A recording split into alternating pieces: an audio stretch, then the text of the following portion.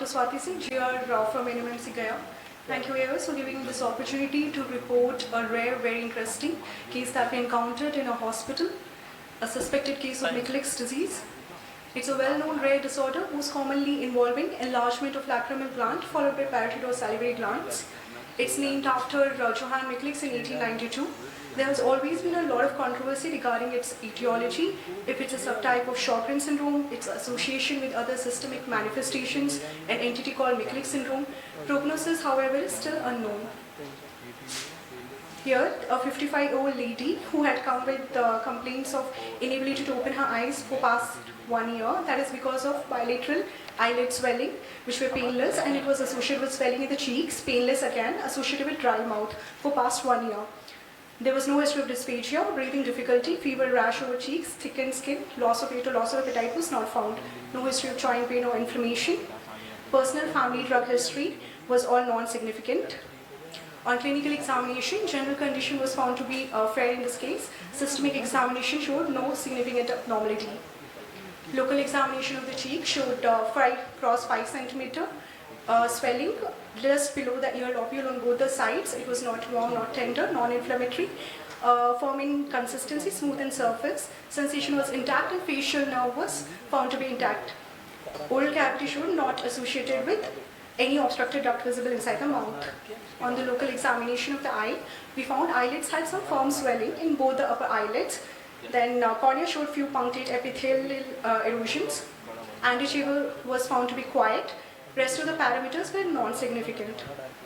Functional tests to evaluate the dry eye in this case, we found that both the eyes showed mild to moderate dry eye. So based upon my history and clinical examination, I thought it's a benign chronic proliferative disorder of lacrimal and parotid gland of unknown etiology without any systemic association, a suspicion towards a rare disease, whether it's Michel's. My other differentials were Michel's syndrome, Sjogren, a more common autoimmune, sarcoidosis, Kimmerer's disease involving head and neck masses and hypereosinophilia, HIV, silidinitis, and primary malignancy of metastatic disease. Routine investigations were found to be normal. Serology for Sjogren specific antibodies was done, found to be negative. Serum IgG4 was, however, found to be elevated in this case, which was ordered specifically. Radiological investigations, chest X-ray showed no signs of pulmonary infiltration or cavitation, hence not suggestive of TB or sarcoidosis. CT scan showed bilateral parotid enlargement, which was homogeneous in nature. This is orbital and palpable part of the lacrimal gland was again enlarged, homogeneous in nature. This is a CT scan showing similar diffuse homogeneous enhancement of lacrimal gland in Sjogren syndrome in the patient. Hence, radiological investigation is not very confirmatory. MRA showed bilateral diffuse parotid enlargement with homogeneous enhancement. Invasive modalities wise, FNAC was done. This is the picture that I had taken from the patho lab. It showed multiple lymphoid cells, degenerated epithelial cells, plasma cells, and certain lymphoepithelial islands, few Escherichia cells. Confirmation could have been done by histopathology and serum immunohistochemistry. However, the patient was not willing for the biopsy, hence it couldn't be done. This is a picture taken from another study. Management-wise, dry eyes and dry mouth was treated with artificial tears and artificial saliva. Patient was started on corticosteroids, prednisolone, and tapered, and follow-up after 1.5 months showed symptomatically better. Eyes-related irritation in eyes and swelling also reduced in size. Referral to immunologist and rheumatologist was given. Hence brings to an important discussion that it's a unique condition. It is very similar to Sjogren syndrome. It is clinically characterized by infrequent autoimmune reactions and responsiveness to glucocorticoid. How do we differentiate this? Is basically by xerostomia and keratoconjunctivitis sicca, more commonly seen in Sjogren's, and antinuclear antibodies, anti-SSA, anti-SSB antibodies are more commonly seen in Sjogren's. Diagnostic criteria, according to diagnostic criteria, clinical symptoms, serological criteria, histopathological was not done. Hence, we made a probable diagnosis of Michel's disease. So we need to know that during the past 2 decades, there have been significant advancements. Association with elevated IgG4 serum levels was first reported in 2004, confirmed now.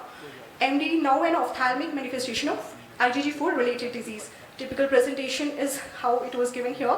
More and more case reporting has to be advocated so that we understand the cause, early and accurate diagnosis we do it, optical management and prognosis is done.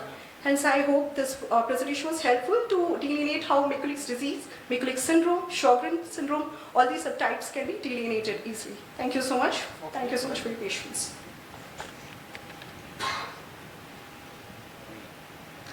Ma'am, can you elaborate more about the artificial saliva you used? Artificial saliva. Artificial saliva you said in the management.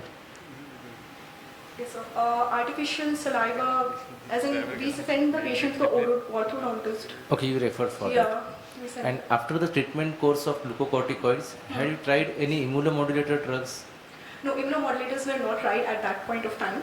Only corticosteroids orally were given. 1.5 months later, the swelling had subsided. Also, like the relative symptomatically patient was better. But then after that, we wanted a follow. At 3 months, the patient was not found. She was lost to follow up. So immunomodulators were not tried. Just with steroids alone, we had seen right now. How? And she had no rheumatological abnormalities either. Okay. Yeah.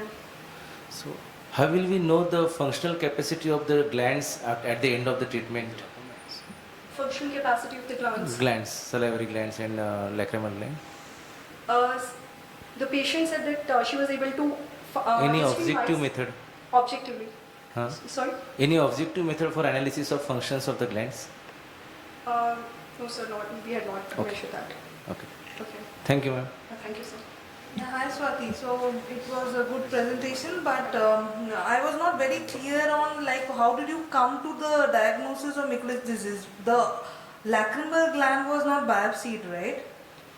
No, ma'am. It was not biopsied. Then like serum IgG4 was high, that I understood, but that doesn't mean anything. Like for the IgG4 disease criteria, one mandate is the histopathology from a target organ which is involved by the disease. Yes, ma'am. So was that criteria fulfilled? Actually, no.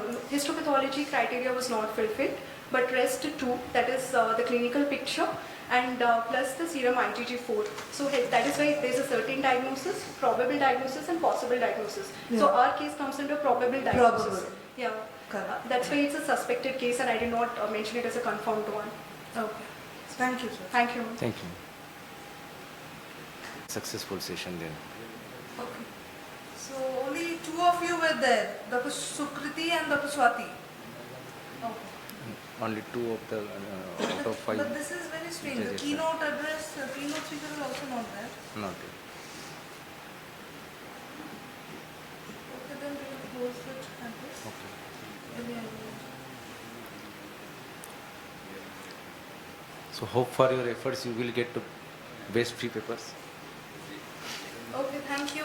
Thank you.